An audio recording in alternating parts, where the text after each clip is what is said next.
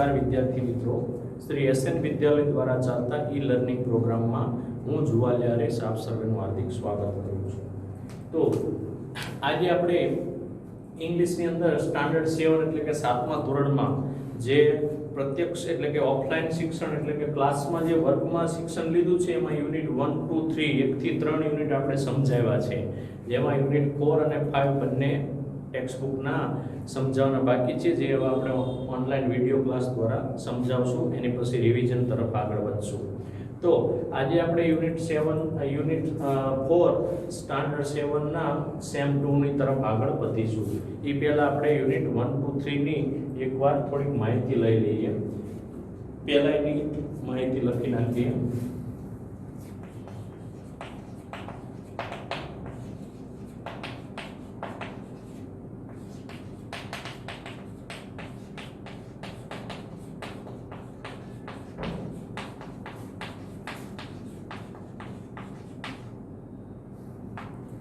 Unit number 4, Q of yes no sem 2. sem 2 ની અંદર unit 1 to 5 1 થી 5 આવેલા છે, જેમાં યુનિટ 1, 2 અને 3 ત્રણ યુનિટ તો આપણે પ્રત્યક્ષ ટેક્સ્ટ બુક ની અંદર પ્રત્યક્ષ એટલે કે ઓફલાઈન શિક્ષણ દ્વારા ક્લાસમાં જ સમજાવી દીધા. ચોથા યુનિટ થી થોડું સમજાવવાનું બાકી છે, જે હવે આપણે ઓનલાઈન વિડિયો દ્વારા આગળ વાત કરીએ.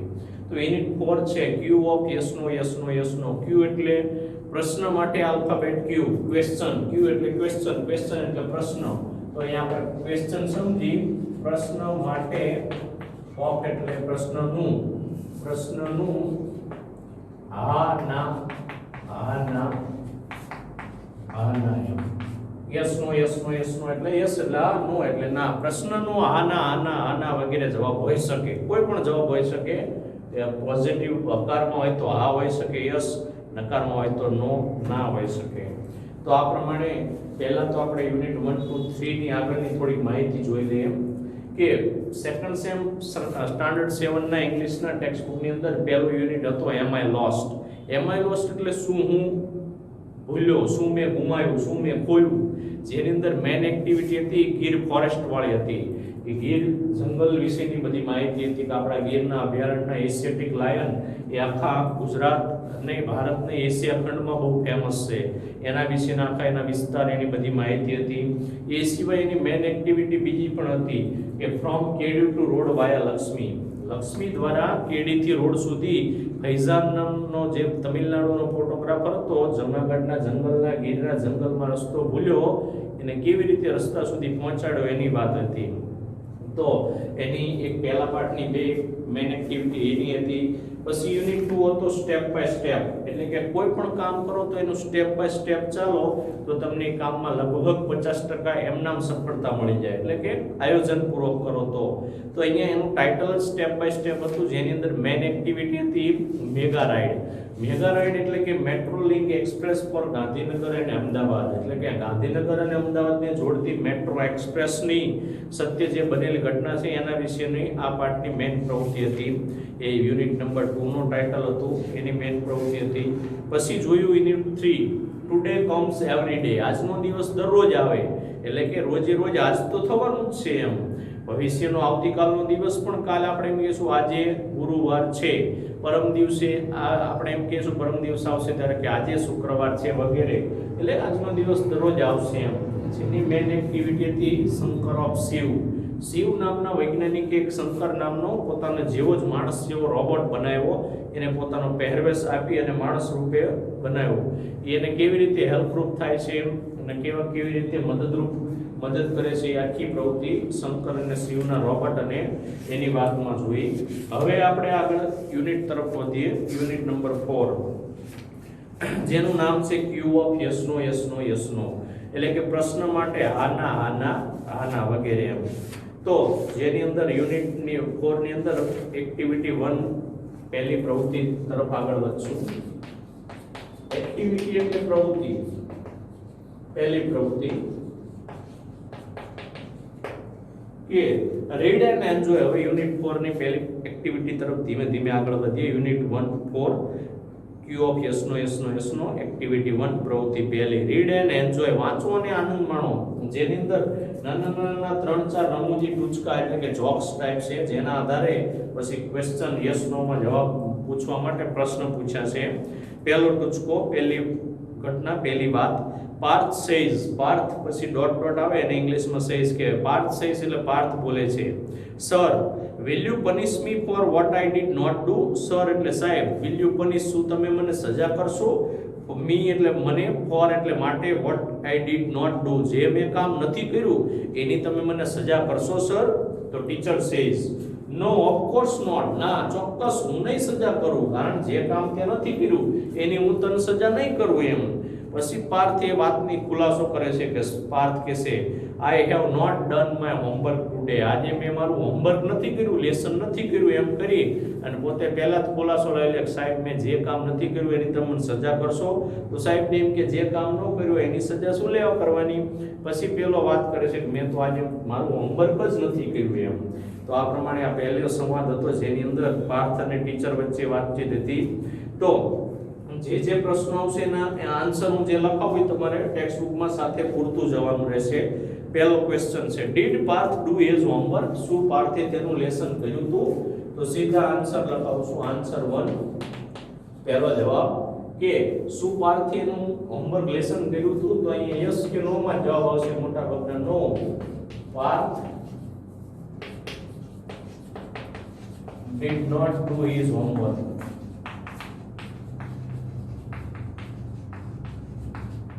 પહેલો ક્વેશ્ચન પૂરો. બીજું, will the teacher punish Parth, શું શિક્ષક પાર્થને સજા કરશે. તો કે આ કારણ એ શિક્ષક ટીચર સામે ખોટું બોલ્યો કે શું તમે મને અગાઉ એને વાત કરી લીધી કે શું તમે મને જે કામ નથી કર્યું એની સજા કરશો. તો કે યસ ટીચર will punish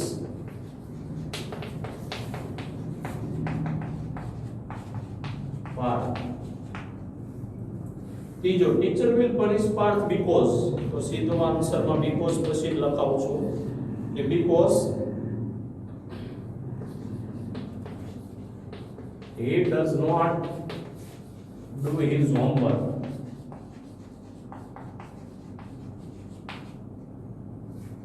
એને પોતાનું હોમવર્ક નતું કર્યું એટલા માટે એને શિક્ષકે પનિશ કરી. આ એનો ત્રણે પહેલા સંવાદના 3 પ્રશ્નો હતા યસ નો માં, એના જવાબ મેં લખાવ્યા તમારા ટેક્સ્ટ બુકમાં સાથે સાથે પૂરતા જજો. હવે બીજો સંવાદ આવે છે તુષાર અને જીગર બંને મિત્રો વચ્ચેનો. Tushar says Jigar your father was black a few months ago, તારા પિતા તો થોડા મહિના પહેલા તો બહુ બ્લેક એટલે કાળા હતા. પણ નાવ હી ઇઝ લુકિંગ વેરી ફેર, હવે તો બહુ સુંદર ધોળા દેખાય છે. તો જીગર કહેશે યસ યુ આર રાઈટ, હા તારી વાત સાચી છે. તુષાર કહેશે does he apply fairness cream, શું તેઓ કોઈ ફેરનેસ ક્રીમ એટલે સફેદ થવા માટેની ક્રીમ લગાવે છે. તો જીગર કહેશે નો હી ડઝન્ટ, ના એ એવું કંઈ લગાવતા નથી ક્રીમ કે એવું કંઈ. તો તુષાર કહેશે did he consult a beautician, શું એમને કોઈ સૌંદર્યના ડોક્ટર કે એવા કોઈ સૌંદર્યના વ્યક્તિને બતાવ્યું.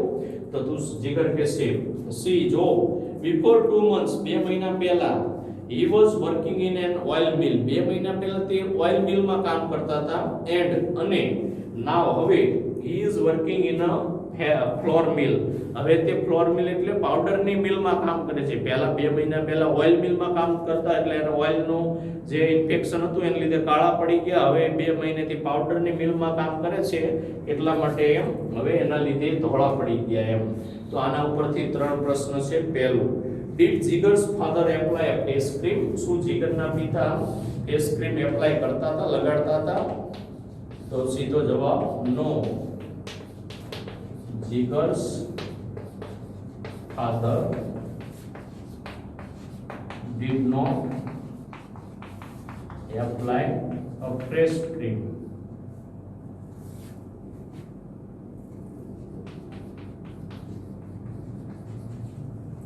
ક્વેશ્ચન લખતા જજો, ક્વેશ્ચનના આન્સર, પ્રશ્નના જવાબ.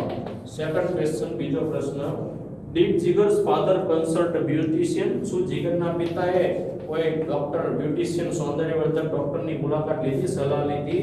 તો એમાં પણ નકારમાં જવાબ no, Jigar's father did not consult a beautician.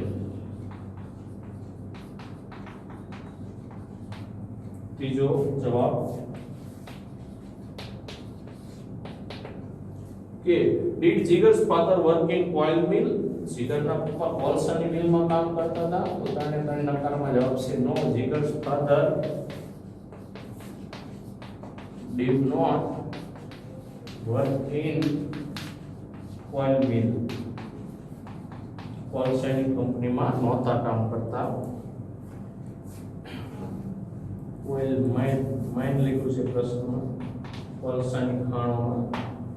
તો આ પ્રમાણે પહેલો સંવાદમાં તુષાર પાર્થ અને ટીચર વચ્ચેનો સંવાદ હતો, એના આધારે પ્રશ્નનો જવાબ બનાવ્યા. બીજા સંવાદમાં જીગર અને તુષાર વચ્ચેનો જે સંવાદ હતો એના આધારે પ્રશ્નના આન્સર લખાવ્યા. આ લખતા રહેજો, પૂરતા રહેજો વચ્ચે જે આવતા હશે એમ. તો ત્રીજો સંવાદ સમજાવશું, ડાયલોગ. ટીચર અને ચિંટુ વચ્ચે સંવાદ છે કે why are you late today, આજે કેમ મોડો પડ્યો?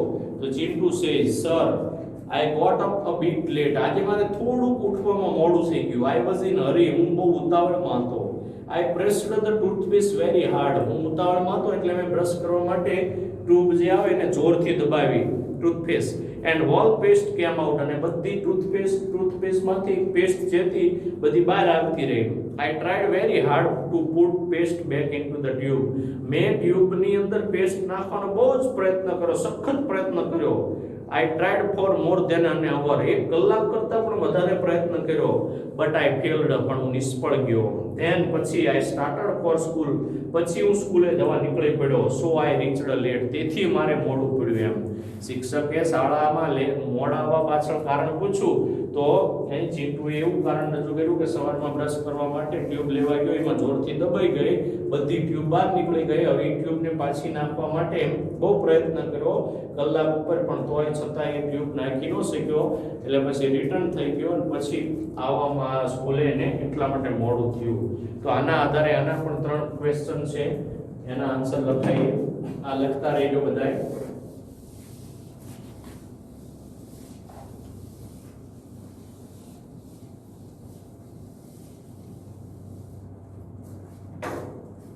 ત્રીજા ડાયલોગનો પહેલો આન્સર, ત્રીજા ટૂચકાનો પહેલો આન્સર.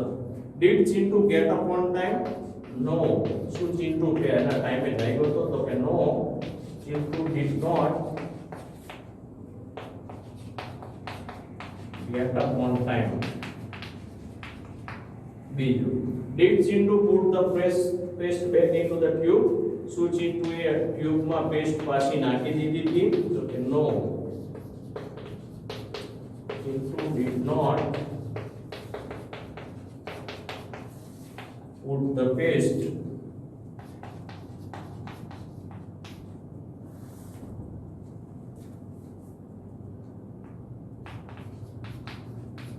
into the tube.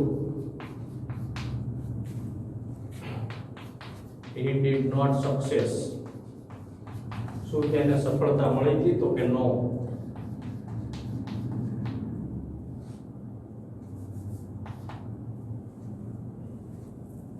ત્રીજો answer, did Chintu reach the school on time? Okay, શું ચિંટુ સ્કૂલે ટાઈમે પહોંચ્યો હતો? તો કે no, Chintu did not reach school on time. તો આ પ્રમાણે ત્રીજો જે ટૂચકો હતો રઘુજી ડાયલોગ, એના આધારે 3 પ્રશ્નો, 3 નેગેટિવ નકારમાં જવાબ બનશે. હવે છેલ્લો ડાયલોગ એટલે કે છેલ્લો ટૂચકામાં એવું છે કે ફાતિમા બીબી, એક મહિલા, મુસ્લિમ મહિલા છે, એની વાત છે કે Fatima Bibi wanted to get rid of an old cat. Fatima Bibi એ ઓલ્ડ કેટ એટલે જૂની, વૃદ્ધ, બહુ મોટી બિલાડી, વર્ષોથી પાળતા હશે એ મોટી બિલાડીથી એમને ગેટ રીડ એટલે છુટકારો મેળવવો હતો.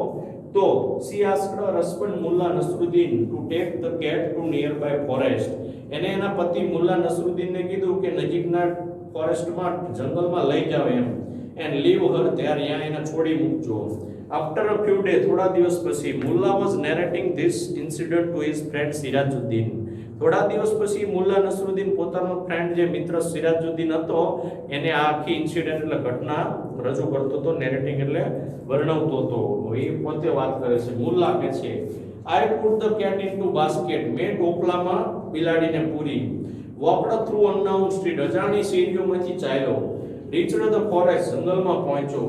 આઈ took many trails turning round and round, મેં એ જંગલમાં પહોંચતા પહેલા કેટલાય ગોળ ગોળ વળાંક લીધા એમ અજાણી શેરીઓમાં.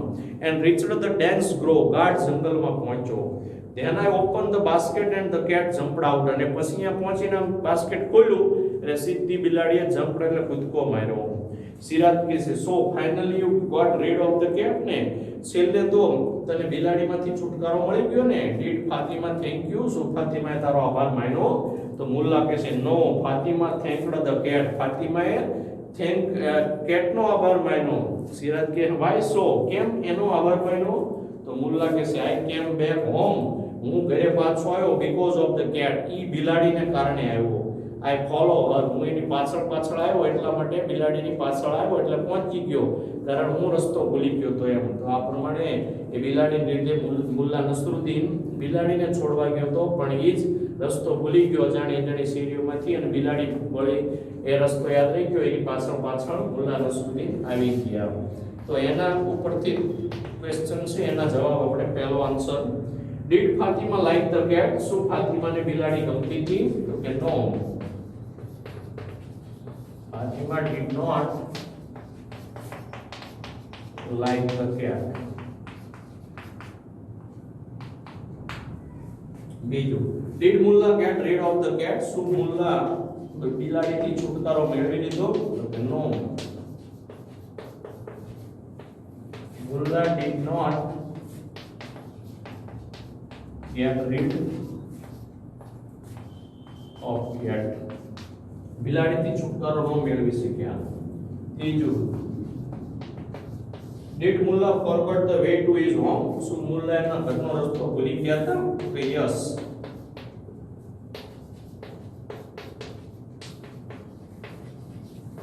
Mullah forgot way to his home, એના ઘરનો મુલ્લા રસ્તો પોતે ભૂલી ગયા હતા એમ. તો આ પ્રમાણે એ ફાતિમા બીબી અને એને જે ઘટના બની એને સિરાજુદ્દીનને કહેતા હતા એની વાત હતી. તો આ પ્રમાણે પહેલી એક્ટિવિટીના 4 રમૂજી ટૂચકા હતા, એ 4 ટૂચકાને સમજાઈને એના આધારે યસ નો માં જે જવાબ હતા એ આપણે લખાવ્યા. એ વિદ્યાર્થી મિત્રો અહીંયા બોર્ડમાં જે હું બોર્ડ વર્ક કરું એ તમે સાથે સાથે ટેક્સ્ટ બુકમાં પૂરતા જજો એમ. એની પછીની activity 2, play the game dolly, your teacher will help you. આની અંદર એક ડોલી એટલે કે ઢીંગલી કેવી રીતે બનાવી એના વિશેની એક ગેમ ટાઈપ રમત જેવું છે, જે હેલ્પલાઇનમાં પાછળ એ તમને આપેલું છે, જે પાના નંબર 52, 51, 52 ઉપર છે. એને સમજી અને જોઈને વાંચી આ રીતે બનાવી શકાય. 51, 52 પેજ ઉપર એની વાત છે, એ તમે તમારી જાતે કરી શકો. તો એની આગળની પ્રવૃત્તિ હવે એક્ટિવિટી 3. એક્ટિવિટી 3 એવી છે કે રીડ ધ ડાયલોગ. સરસ મજાની વાત છે, જો કે આ પાઠની મેઇન એક્ટિવિટી નથી, પણ આ મહત્વની પ્રવૃત્તિ છે. ખરેખર ભારતમાં આર્મી એટલે કે સૈનિકનું શું માન હોય છે, એનું શું વર્ક હોય છે, એની વાત આ પ્રવૃત્તિમાં છે. રીડ ધ ડાયલોગ, નીચેનો સંવાદ વાંચો. એક આખા સંવાદને હું ગુજરાતીમાં એ વર્ણન કરીને સમજાવતો જાઉં છું કે Moin Khan is a soldier in the Indian army. એક મોઇન ખાન નામનો ભારતીય સેનામાં એક સૈનિક હોય છે. સોલ્જર એટલે કે સૈનિક હોય છે ભારતીય ઇન્ડિયન આર્મીમાં. He was at the Kargil border, તે કારગિલ બોર્ડર ઉપર પોતે કર્તવ્ય એટલે કે ફરજ ઉપર હોય છે, કામ કરતો હોય છે, યા નોકરી કરતો હોય છે. He is an infantry officer. Infantry officer એટલે પાયદળ. પાયદળ એટલે જમીન પર લડનાર સૈનિક હતો. ટુડે, આજે રજા ઉપર જે હતો એ એક ગામમાં આવે છે. હી ઇઝ ઇન જ્ઞાન સ્વામી પ્રાઇમરી સ્કૂલ ખાંદલી. ખાંદલી નામના ગામની અંદર જ્ઞાન સ્વામી પ્રાથમિક શાળા હતી, એની મુલાકાત લેવા આવે છે. The students are asking some question to Moin Khan. વિદ્યાર્થીઓ મોઇન ખાનને પ્રશ્ન કરે છે, કારણ બાળકો માટે એ જાણવું બહુ ઉત્સાહની વાત છે. તો હર્ષ નામનો વિદ્યાર્થી બોલે છે કે hello sir, we are very happy that you are with us. તમે અમારી સાથે છો ને એટલા માટે અમે બહુ ખુશ છીએ એમ. we want to know many things from you. અમારે તમારી પાસેથી ઘણું બધું જાણવું છે, ઘણું શીખવું છે, જોવું છે, જાણવું છે. તો મોઇન ખાન કહે છે હેલો સ્ટુડન્ટ્સ, હેલો બાળકો, you can ask question one by one. તમે મને એક પછી એક પ્રશ્ન પૂછી શકો એમ શાંતિથી. તો હર્ષ કહે છે sir, do you have a very busy schedule. Schedule એટલે દૈનિક પોતાની દિનચર્યા. સાહેબ શું તમારું આખો દિવસની કામગીરી શેડ્યુલ એટલે કામગીરી બહુ વ્યસ્ત હોય છે? તો મોઇન ખાન કહેશે our day start at 4:30 in the morning. સવારમાં વહેલા 4:30 વાગે અમારો દિવસ ચાલુ થઈ જાય છે. we have to get ready for march. March એટલે પરેડ માટે, કસરત કરવા માટે અમારે 5 એટલે કે 5 વાગે રેડી તૈયાર થઈ જવું જ પડે. ધેન પછી we do some exercise. Parade કરાવે 5 વાગે, પછી અમે થોડીક એક્સરસાઇઝ એટલે કસરત કરીએ છીએ. સમટાઈમ અમુક સમયે we go for hill climbing too. અમુક સમયે તો અમે hill climbing એટલે પર્વત ચડવા પણ જઈએ છીએ. Hitesh says oh અરે really a busy morning. ખરેખર તમારી મોર્નિંગ એટલે સવાર તો બહુ વ્યસ્ત છે. Sir you must be hungry after a lot of exercise. આટલી બધી પુષ્કળ કસરત કર્યા પછી તમને બહુ ભૂખ લાગતી છે. હંગ્રી એટલે ભૂખ્યા થતા હશો ને. Do you it breakfast after exercise? શું તમે કસરત કરો પછી તમને બ્રેકફાસ્ટ એટલે સવારનો નાસ્તો મળે છે?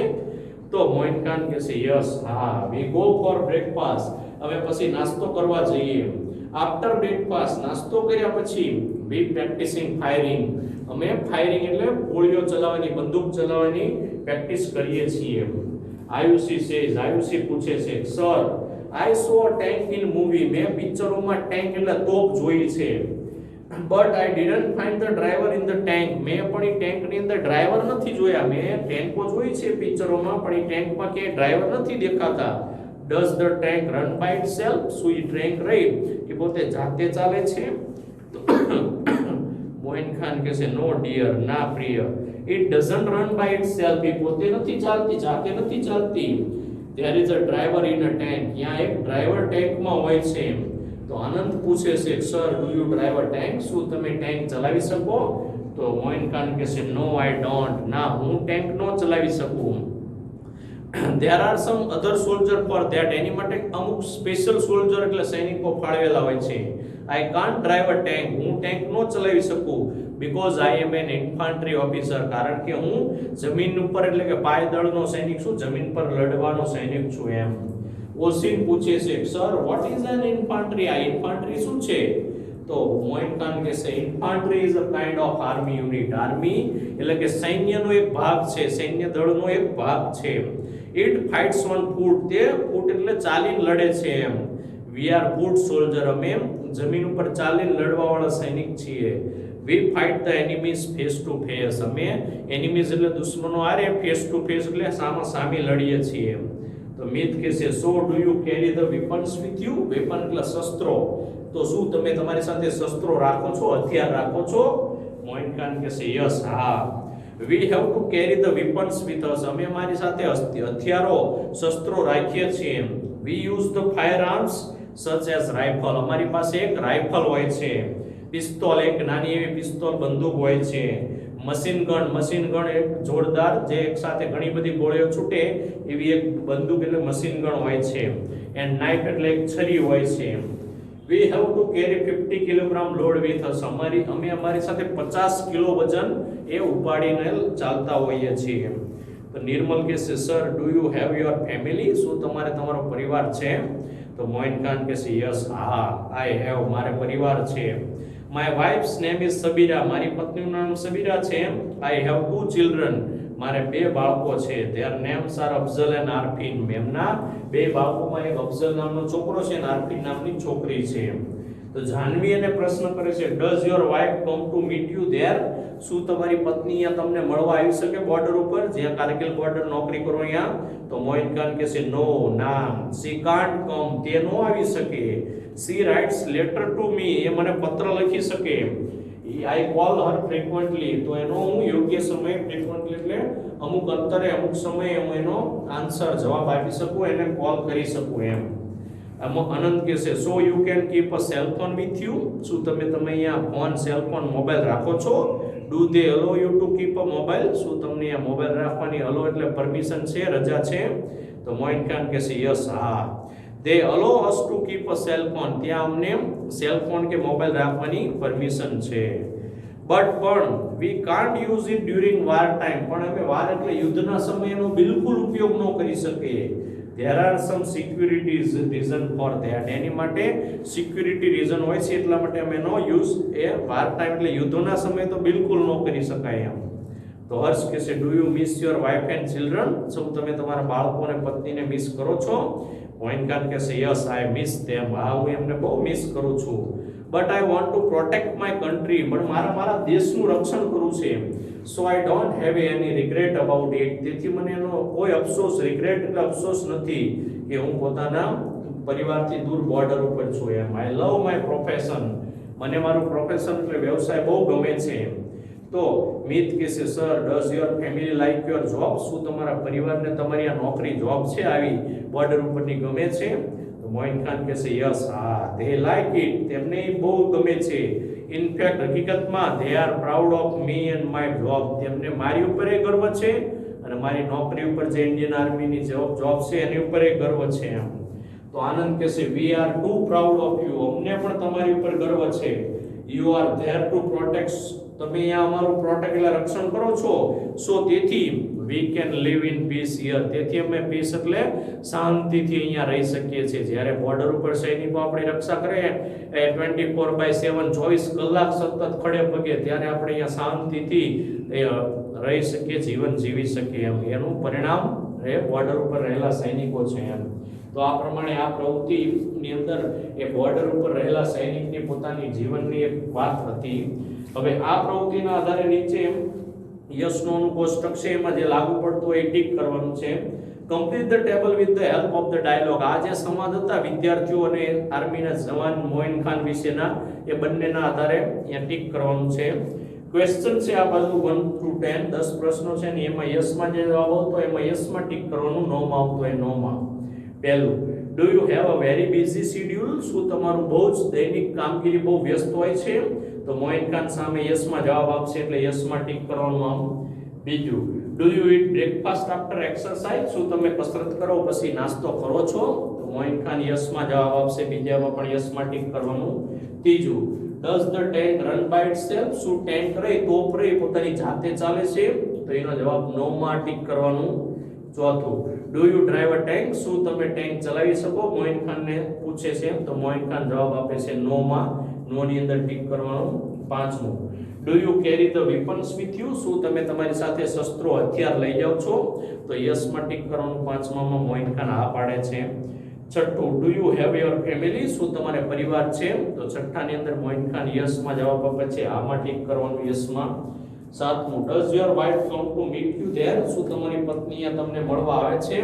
તો સાતમામાં નો માં ટીક કરવાનું, કારણ કે અહીંયા કોઈ મળવા ન દે. Do they allow to keep a mobile? શું તમને આ મોબાઈલ રાખવા દે છે, પરમિશન આપે છે? તો આઠમામાં યસ માં ટીક કરવાનું. નવમું, do you miss your wife and children? શું તમે તમારા બાળકો અને પત્નીને મિસ કરો છો? તો કે યસ માં ટીક કરવાનું. અને 10મું, does your family like your job? શું તમારા પરિવારને તમારી જોબ નોકરી ગમે છે? તો એની અંદર પણ યસ માં ટીક કરવાનું. તો આ પ્રમાણે એની વાત હતી. હવે આવે છે એક્ટિવિટી 4.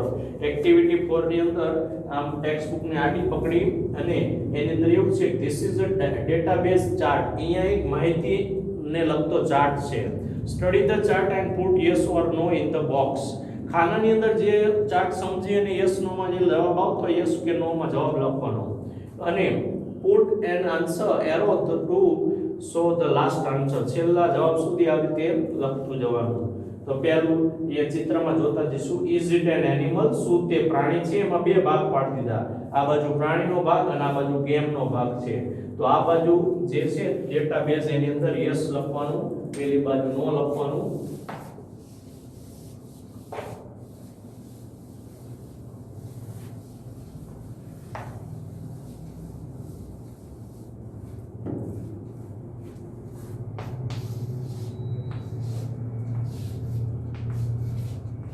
આ બાજુ પ્રાણી તો કે નથી, આ બાજુ પ્રાણીઓ એનિમલ છે તો કે યસ. હવે પ્રાણીઓની વાત કરીએ તો કે ઇઝ ઇટ અ પેટ? પેટ એટલે પાલતુ પ્રાણીઓ છે. તો એની અંદર પાલતુ પ્રાણીઓમાં આ બાજુ સિંહ વાઘ છે એમાં નો આવશે આ બાજુના ખાનામાં, અને આ બાજુ જે કૂતરો બિલાડી છે એમાં યસ આવશે. હવે સિંહ વાઘની અંદર આ બે ભાગ પડશે. એમાં છે કે does it have mane? Mane એટલે કેસવાળી, કેસવાળી એટલે લાંબા શેપ વાળ છે.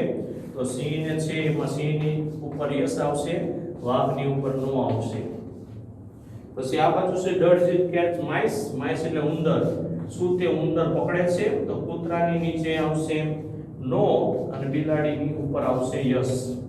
બિલાડી માઇસ ઉંદર પકડે છે. હવે ગેમની તરફ આવીએ તો ગેમની અંદર એવું છે કે ઇઝ ઇટ ઇન્ડોર ગેમ, શું તે ઇન્ડોર ગેમ એટલે અંદરની રમત છે, આંતરિક રમત?